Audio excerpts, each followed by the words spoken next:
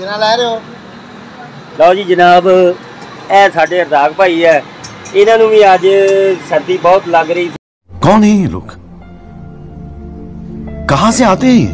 इन्होंने कहा जी होटल ते चलते हैं जनाब, चाह पानी पीने हैं। ते चाकरा हो गया भाई रजाक ना।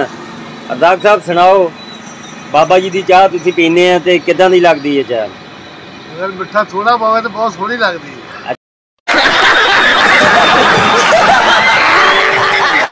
अच्छा, यानी कि तुहाडे ख्याल च मिठा ज्यादा हुंदा है? ज्यादा पाउंदे। ठीक है। ते चाचा जी माशाल्लाह चाह तो बड़ी आ देख सकते हैं जनाब तुसी कि कड़क चाह बनती है, उबाले आ रहे हैं तो धुएं निकल रहे। जरा कि चाचा जी यदि पौनी जी भी तां करो ना जिवें करते होंगे तां ही चाचा जी का पुराना स्टाइल आ देख सकते हैं जनाब, सदाबहार स्टाइल है ये। हाँ जी, तो सर्दी बढ़ती जाती है जी भाई रजाक साहब, जिमें जिमें सर्दी बढ़ती जाऊगी तो उवें उवें चाह भी ज्यादा फिर होंदी जाती है। चाह तो बगैर गुजारा नहीं। हाँ, चाह आसरा करती है। ठीक हो गया। तो इधर जनाब साडे अशरफ रक्षा में रक्षा वाले भी ये भी कोंगड़ के बैठे आ। देखा आपने लापरवाही का नतीजा है। देखो ना, ते पकड़ बनिया इन्होंने जिवें 25 मुरब्बियां से मार रखा है।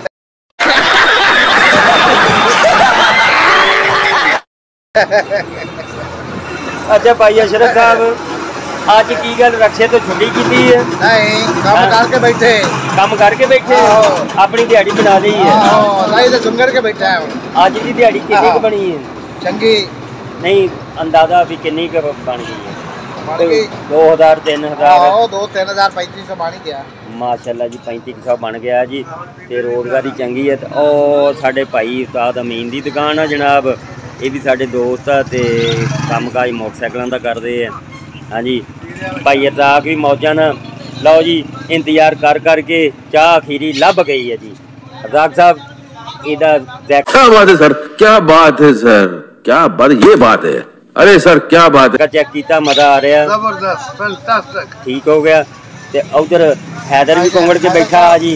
हुण बैठे ने हैदर की वारी आ गई है जनाब, हैदर को भी पूछते हैं। हैदर साहब की गल अज तुसी कुछ ढिले लगने हैं, कि काम अज हौला रहा वा?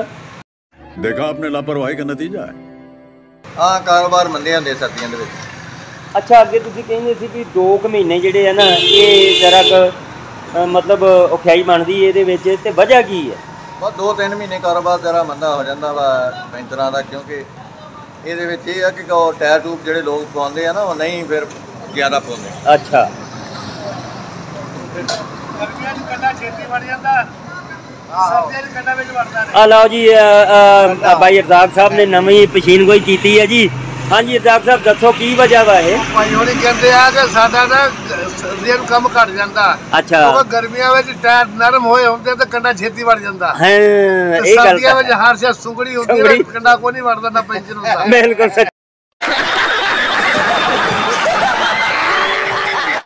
सच्ची गल है भाई। सारा कुछ हैदर साहब ते किसे वेले ना हैदर तां मैं असी जनाब ना ये भी सलाह करते हैं ना, जो अशरफ यानी कि कोई गाहक नहीं आते, मैं हैदर नूं कहना हैदर अगले रोड ते जाके मैं किल कुल सिट के आउना, पैंचर हो जाएंगे ते आ जाएंगे। हैदर इवें ही है।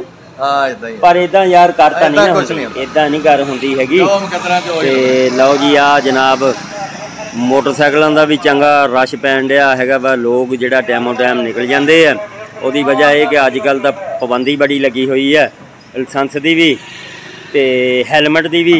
तो भाई रजाक उन्होंने तो हैलमेट जोड़ा जी दूसरा रखा जी, ये आ टोपी वाला। हाँ जी भाई रजाक साहब, तुहाडे को भी लाइसेंस तो मोटरसाइकिल नहीं लई तो फिरते हमने मोटरसाइकिल। अच्छा अच्छा, चलो ठीक है। चाचा जी भी एंडा ते आए पे है, वो भी हुण अपने समान समून कुंजन डे है जी। आ देख सकते हैं तुसीं जनाब। लो जी जनाब, अज तो मुक्तसर जिहा जिहड़ा ब्लॉग बनाया वा सी, ते ठंड बहुत ज़्यादा सी। भाई साहब भी आ गए थे। हाँ जी, चाह शाह पीती है उन्होंने बह के, इंशाल्लाह इसी तरह हम बनाते रहेंगे तो कोशिश करांगे चंगी तो चंगी ब्लॉगिंग करके भी जिहड़ा तुहानूं दिखावांगे जी।